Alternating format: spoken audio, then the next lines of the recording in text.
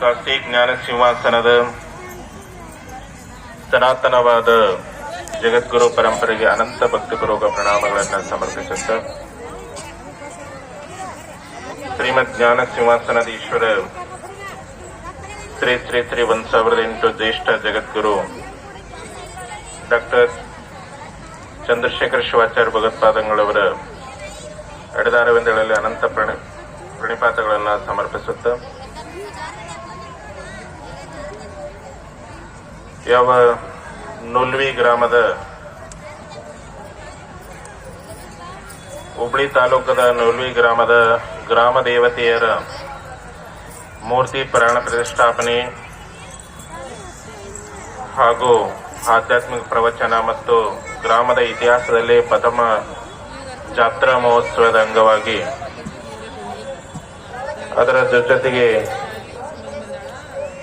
ಕಾಶಿಯ ಕಿರಿಯ ಜಗದ್ಗುರುಗಳವರ ಪುರಪ್ರವೇಶ ಅಡ್ಡಪಲ್ಲಕ್ಕಿ ಮಹೋತ್ಸವ ಎಲ್ಲಾ ಕಾರ್ಯಕ್ರಮದ ಪುರಾಣ ಮಂಗಳ ಎಲ್ಲಾ ಕಾರ್ಯಕ್ರಮದ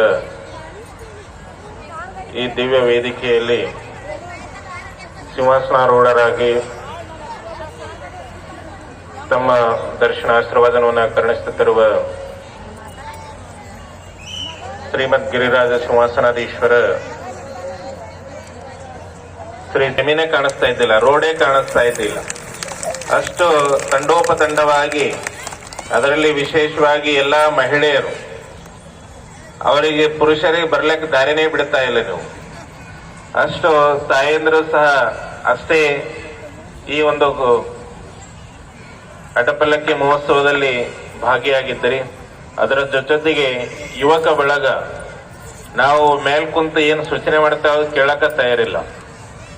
ನೀವು ಹೋ ಹೋ ಅಂತ ಏನ್ ಹೇಳತ್ತಿದ್ದಾರೋ ನಮಗ್ ಗೊತ್ತಾಗ್ತದಿಲ್ಲ. ಸಂಸ್ಕಾರಗಳಂದ್ರೆ ಷೋಡಶ ಸಂಸ್ಕಾರಗಳು, 16 ಸಂಸ್ಕಾರಗಳು ಮನುಷ್ಯನಿಗೆ ಅದಾವ. ಅದೇ ತರನಾಗಿ ಏನು 16 ಸಂಸ್ಕಾರಗಳಿಂದ ಮನುಷ್ಯ ಒಂದೊಂದು ಸಂಸ್ಕಾರ ಹೊಂದಿ ಅದನ್ನ ಪಡಿತಾ ಹೋಗ್ತಾನೆ. ಅವನು ಏನು ವಯಸ್ಸಿಗೆ ಬಂದ ನಂತರ ಮುಂದ ವಿವಾಹ ಸಂಸ್ಕಾರ ಅಂತ ಮಾಡುತ್ತಾರೆ. ಆ ನಂತರದಲ್ಲಿ ಮುಂದೆ ಮತ್ತೆ ಅದು ವಂಶ ಪರಂಪರವಾಗಿ ಮುಂದಲ ಕಾರ್ಯಕ್ರಮಗಳು ನಡೀತಾ ಇರ್ತವೆ. ಆದ್ರೆ ಮನುಷ್ಯನಿಗೆ ವಿವಾಹ ಸಂಸ್ಕಾರ ಆದ ನಂತರ ಲಾಸ್ಟಿಗೆ ಅವನಿಗಾಗ ಸಂಸ್ಕಾರ ಅಂದ್ರೆ ಅಂತ ಸಂಸ್ಕಾರನೇ ಇರ್ತದೆ ಲಾಸ್ಟಿಗೆ.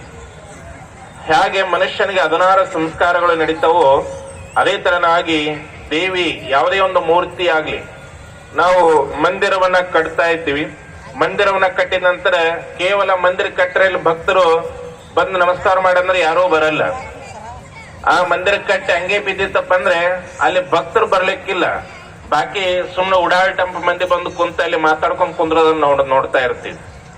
ಆ ಮಂದಿರ ಕಟ್ಟಿ ಆ ಮಂದಿರದಲ್ಲಿ ಮೂರ್ತಿ ಇಟ್ಟಾಗ ಮಾತ್ರ ಅಲ್ಲಿ ಎಲ್ಲಾ ಭಕ್ತಾದಿಗಳು ಬಂದು ನಮಸ್ಕಾರ ಅಥವಾ ಇನ್ನೂ ಇತ್ಯಾದಿ ಪೂಜಾ ಕಿಂಕರಾದಿ ಕಾರ್ಯಕ್ರಮಗಳನ್ನು ಮಾಡೋದನ್ನ ನಾವು ನೋಡ್ತಾ ಇದ್ದೀವಿ. ಅದಾಗ್ಬೇಕಾದ್ರೆ ಅಲ್ಲಿ ಏನ್ ಮುಖ್ಯ ಅದನ್ನ ಕೇಳಿದ್ರೆ ಮಂದಿರ ಕಟ್ಟೋದು ಮುಖ್ಯ ಅಲ್ಲ. ಆ ಮಂದಿರ ಕಟ್ಟಿದ ನಂತರ ವಾಸ್ತು ಪ್ರಕಾರ ಮಂದಿರ ಕಟ್ಟಿದ ನಂತರ ಏನು ಶಿಖರ ಇತ್ಯಾದಿಗಳನ್ನ ಕಟ್ಟಿ ವಾಸ್ತು ಪೂರ್ಣ ಇದಾಗಬೇಕಾದ್ರೆ ಅಲ್ಲಿ ಕಳಸವನ್ನ ಸ್ಥಾಪನೆ ಮಾಡ್ತೀವಿ. ಅದಕ್ಕಿಂತ ಪೂರ್ವದಲ್ಲಿ ಗರ್ಭಗುಡಿಯನ್ನ ನಿರ್ಮಾಣ ಮಾಡಿ ಆ ಗರ್ಭಗುಡಿಯಲ್ಲಿ ಮೂರ್ತಿಯನ್ನ ನಾವು ಸ್ಥಾಪನೆ ಮಾಡ್ತೀವಿ. ನಾವು ಮೂರ್ತಿಯನ್ನ ಸ್ಥಾಪನೆ ಮಾಡಿದ್ರೆ ಆ ಮೂರ್ತಿ ಚಂದ ಸುಮ್ಮನೆ ಸ್ಥಾಪನೆ ಮಾಡಲ್ಲ, ಅದಕ್ಕೆ ಸಂಸ್ಕಾರಗಳು ಮಾಡ್ತೀವಿ. ಆ ಸಂಸ್ಕಾರಕ್ಕೆ ಮಹತ್ವ ಅದ. ಯಾಕಂದ್ರೆ ಮೂರ್ತಿಗೆ ನಾವು ಮಹತ್ವ ಅದ ಅಂತ ಹೇಳಿದ್ರೆ, ನೀವು ನಾವೆಲ್ಲಿ ಖರೀದಿ ಮಾಡಕ್ ಹೋಗಿರ್ತೀವಿ ದುಕಾನಗಳಲ್ಲಿ, ಆ ದುಕಾನಗಳಲ್ಲಿ ಅನೇಕ ಮೂರ್ತಿಗಳಿರ್ತವೆ. ಅಲ್ಲಿಂದ ಒಂದು ನಮಗೆ ಇಷ್ಟವಾದ ಮೂರ್ತಿಯನ್ನ ತಗೊಂಡ್ಬರ್ತೀವಿ. ಅಲ್ಲಿ ಮಂದಿರದಲ್ಲಿ ಮತ್ತೆ ಮುಂದೆ ಏನ್ ವಿಧಿಗಳನ್ನ ಮಾಡಿ ಸ್ಥಾಪನೆ ಮಾಡಿರ್ತ ಅಲ್ಲಿ ಮಂದಿರಕ್ಕೆ ಹೋಗಿ ಆ ಮೂರ್ತಿಗೆ ನಾವು ನಮಸ್ಕಾರ ಮಾಡ್ತೀವಿ. ಮೂರ್ತಿ ತಂದದ್ದೆಲ್ಲಿಂದ ದುಕಾನಗಳಿಂದ ತಂದಿರ್ತೀವಿ, ಅಥವಾ ಎಲ್ಲಿ ನಿರ್ಮಾಣ ಮಾಡ್ತಾರೆ ಕಾರ್ಖಾನೆ ಅಲ್ಲಿ ಅದಕ್ಕೆ ಆರ್ಡರ್ ಕೊಟ್ಟು ಮಾಡಿಸಿ ತಂದಿರ್ತೀವಿ. ಅಲ್ಲಿ ಆ ಮೂರ್ತಿ ಮಾಡಾಗ ಇನ್ನು ಅನೇಕ ಮೂರ್ತಿಗಳು ಅಲ್ಲಿ ಇರ್ತಾವ. ಆದ್ರೆ ದಿನ ನಾವು ಆ ದುಕಾನಕ್ಕೆ ಹೋಗಿ ನಮಸ್ಕಾರ ಮಾಡ್ಲಕ್ ಹೋಗಲ್ಲ. ಯಾಕೆ ಹೋಗಲ್ಲ? ಅವು ಒಂದು ರೂಪವನ್ನ ಒಂದು ಕಲಾಕಾರ ಒಂದು ರೂಪವನ್ನು ಕೊಟ್ಟು ಮೂರ್ತಿಯನ್ನು ಮಾಡಿಟ್ಟಾನ. ಆ ಮೂರ್ತಿ ದೇವರಾಗಿಲ್ಲ. ಆ ಮೂರ್ತಿ ದೇವರಾಗಬೇಕಾದ್ರೆ ಅದಕ್ಕೆ ವಿಧಿವಿಧಾನಗಳು ಬೇರೆ ಅದಾವ. ಆ ಮೂರ್ತಿಯನ್ನ ತಗೊಂಡ್ಬಂದು ಅದಕ್ಕೆಲ್ಲ ವಿಧಿವಿಧಾನಗಳನ್ನ ಮಾಡಿ, ವೈದಿಕ ಪ್ರಕಾರ ವಿಧಿವಿಧಾನಗಳನ್ನ ಮಾಡಿ ಅದಕ್ಕೆ ಏನು ಸಂಸ್ಕಾರಗಳನ್ನ ಕೊಟ್ಟು, ಆ ಸಂಸ್ಕಾರಗಳನ್ನು ಕೊಟ್ಟ ನಂತರ ಅದಕ್ಕೆ ದೇವತ್ವ ಪ್ರಾಣ ಪ್ರತಿಷ್ಠಾಪನೆಯನ್ನ ಎಲ್ಲ ಶಿವಾಚಾರ್ಯ ಬಳಗ ಜಗದ್ಗುರುಗಳವರು ಬಂದು ಆ ಮೂರ್ತಿಗೆ ಪ್ರಾಣ ಪ್ರತಿಷ್ಠಾಪತ್ವ ಮಾಡ್ತಾರೆ. ಅಂದ್ರೆ ಆ ಮೂರ್ತಿಯಲ್ಲಿ ದೇವತ್ವವನ್ನ ತುಂಬ್ತಾರೆ, ಚೇತನ ಕಳೆಯನ್ನ ತುಂಬ್ತಾರೆ. ಆ ಚೇತನ ಕಳೆ ತುಂಬಿದಾಗ ಆ ಪ್ರಾಣ ಪ್ರತಿಷ್ಠಾಪನೆ ಮಾಡಿದಾಗ ಆ ಮೂರ್ತಿ ದೇವರಾಗಿ ನಮ್ಮೆಲ್ಲರಿಗೆ ದರ್ಶನವನ್ನ ಕೊಡುತ್ತದ. ನಿಮ್ಮ ಏನು ಆ ಸಂಕಲ್ಪಗಳಿರ್ತಾವೆ ಆ ಸಂಕಲ್ಪಗಳನ್ನ ಅಲ್ಲಿ ಇಟ್ಟಾಗ ಅದಕ್ಕೆ ತನ್ನದೇ ಆದಂತ ಒಂದು ಎಲ್ಲಾ ಸಂಸ್ಕಾರಗಳಿಂದ ತಾಕತ್ತು ಬಂದಿರ್ತದ, ಆ ಮೂರ್ತಿಗೆ ಶಕ್ತಿ ಬಂದಿರ್ತದ. ಆ ಶಕ್ತಿ ದೇವತೆ ಆ ಎಲ್ಲಾ ಭಕ್ತರ ಎಲ್ಲಾ ಕಷ್ಟಗಳನ್ನ ಕೇಳುತ್ತ ಆಕೆ ಆ ಮುಂದ ಅಂದ್ರೆ ನಮ್ಮೆಲ್ಲರಿಗೆ ಪರಿಹಾರ ಮಾಡುತ್ತ ಆ ಒಂದು ದೇವರು ಕೆಲಸ ಮಾಡ್ತಾ ಇರ್ತದೆ. ಅದೆಲ್ಲ ಮಾಡ್ಬೇಕಾದ್ರೆ ಇಲ್ಲಿ ಮುಖ್ಯವಾಗಿ ಏನಂತ ಕೇಳಿದ್ರೆ ಸಂಸ್ಕಾರ ಮುಖ್ಯವಾದ. ಆ ಸಂಸ್ಕಾರ ಮಾಡಿದಾಗ ಮಾತ್ರ ಅಲ್ಲಿ ದೇವತ್ವ ಬರ್ತದ. ಆ ಒಂದು ದೇವತ್ವ ಮಾಡಿದ ನಂತರ ಪ್ರತಿಯೊಬ್ಬರು ನಮ್ಮ ಹಿಂದೂ ಧರ್ಮದ ಸಂಸ್ಕೃತಿ ಏನ್ ಹೇಳ್ತದ ಅಂತ ಕೇಳಿದ್ರೆ ದಿನ ಬೆಳಗ್ಗೆ ದೇವರ ನಮಸ್ಕಾರ ಮಾಡಿಯೇ ನಾವು ಜಮೀನ್ ಮೇಲೆ ಅಂದ್ರೆ ಈ ಒಂದು ಭೂಮಿ ಮೇಲೆ ಕಾಲಿಡಬೇಕಂತ ಹೇಳ್ತದ. ಭೂಮಿ ಮೇಲೆ ಕಾಲಿಡಕ್ಕಿಂತ ಪೂರ್ವದಲ್ಲಿ ಅಂದ್ರೆ ಎದ್ದ ನಂತರ ಭೂಮಿ ಮೇಲೆ ಕಾಲಿಡಕ್ಕಿಂತ ಪೂರ್ವದಲ್ಲಿ ಅಲ್ಲಿ ದೇವಿಗೆ ಅಂದ್ರೆ ಭೂದೇವಿಗೆ ಕ್ಷಮಾ ಪ್ರಾರ್ಥನೆಯನ್ನ ಮಾಡಿ ನೀವು ಕಾಲಿಡ್ರಿ ಅಂತ ಹೇಳ್ತದೆ. ಅಂದ್ರೆ ಎಲ್ಲವೂ ಈ ಇಡೀ ಈ ನಿಸರ್ಗ ಏನದ, ಈ ಸೃಷ್ಟಿ ಏನದ, ಈ ಬ್ರಹ್ಮಾಂಡ ಏನದ ಅದು ದೇವರಿಂದ ನಡೀತಾ ಇರ್ತದೆ. ಅದಕ್ಕೆ ತೇನವಿನ ತೃಣಮಪಿ ನಚ್ಚಲತಿ ಅಂತ ಹೇಳ್ತದೆ. ಆ ಒಂದು ದೇವರ ಆಜ್ಞೆವೇನದೆ ಒಂದು ಹುಲ್ಲುಕಡ್ಡಿಯು ಸಹ ಅಳ್ಳಾಡಕ್ ಸಾಧ್ಯ ಇಲ್ಲ.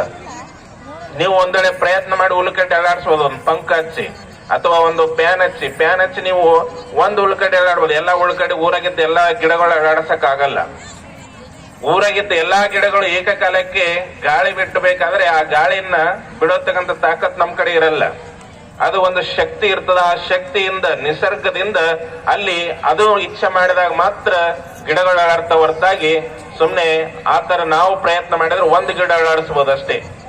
ಏನು ಒಂದು ದೊಡ್ಡ ಪಂಕ ಹಚ್ಚಿದ್ರೆ ಒಂದು ಗಿಡದ ತಪ್ಪಳ ಆಡಾಡ್ಬೋದು, ಅದ್ರ ಊರಾಗಿದ್ದ ಎಲ್ಲಾ ಗಿಡದ ತಪ್ಪಳ ಆಡಾಡಕ್ ಆಗಲ್ಲ.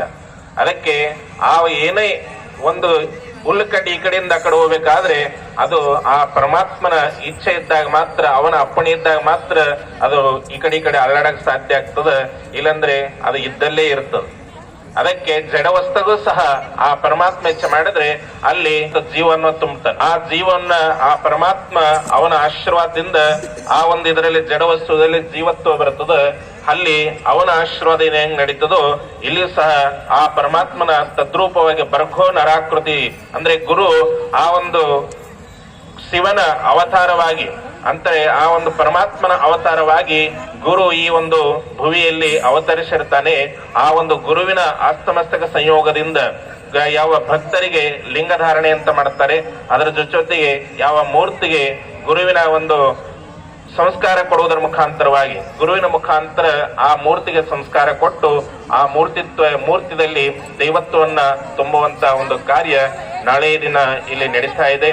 ಅದಕ್ಕೆ ತಮ್ಮ ಶ್ರೀಶೈಲ ಸನ್ನಿಧಿಯವರ ಅವರ ಒಂದು ಸಾಕ್ಷಿತ್ವದಲ್ಲಿ ಅವರ ಒಂದು ಇದರಲ್ಲಿ ಉಭಯ ಜಗದ್ರುಳ ಒಂದು ಸಾನ್ನಿಧ್ಯದಲ್ಲಿ ನಾಳೆಯ ಕಾರ್ಯಕ್ರಮ ನಡೆಯಲಿದೆ. ಅದಕ್ಕೆ ನಾಳೆ ತಾವೆಲ್ಲರೂ ಬೆಳಗಿನ ಜಾವ ಏನು ಕಮಿಟಿಯವರು ನಿಯೋಜನೆ ಮಾಡಿದ ಸಮಯದಲ್ಲಿ ತಾವೆಲ್ಲರೂ ಅದರ ದೇವರಿಗೆ ಬಂದು ತಾವ ಮೂರ್ತಿಯ ಪ್ರಾಣ ಪ್ರತಿಷ್ಠಾಪನೆ ನಂತರ ತಾವೆಲ್ಲರ ದರ್ಶನ ಇತ್ಯಾದಿಗಳನ್ನ ನಿಯೋಜನೆ ಮಾಡಿದ್ದಾರೆ. ಅದರ ಫಲವನ್ನ ತಾವು ಪಡ್ಕೊಳ್ಬಹುದು. ಆದ್ರೆ ನಾಳೆ ಸಾಯಂಕಾಲ ಕೂಡ ಅನೇಕ ಕಾರ್ಯಕ್ರಮಗಳಿದೆ, ಅದರ ಫಲವನ್ನು ಕೂಡ ತಾವೆಲ್ಲರೂ ಪಡ್ಕೋಬಹುದು ಅಂತ ಹೇಳುತ್ತಾ ಹೆಚ್ಚು ಸಮಯ ಆಗಿದೆ. ಅದಕ್ಕೆ ಜಾಸ್ತಿ ವಿಷಯಗಳನ್ನ ಬೇರೆ ಏನು ವಿಷಯಗಳನ್ನ ತಗೊಳ್ಳಾರದೆ ಅದಕ್ಕೆ ತಮ್ಮೆಲ್ಲರ ಭಕ್ತಿಗೆ ಬಹಳ ನಾವು ಸ್ವಲ್ಪ ಜಲ್ದಿ ಬರಬೇಕಾಗಿತ್ತು. ಆದ್ರೆ ಅನೇಕ ಕಾರಣಗಳಿಂದ ಅಂದ್ರೆ ಬೇರೆ ಬೇರೆ ಕಾರ್ಯಗಳಿಂದ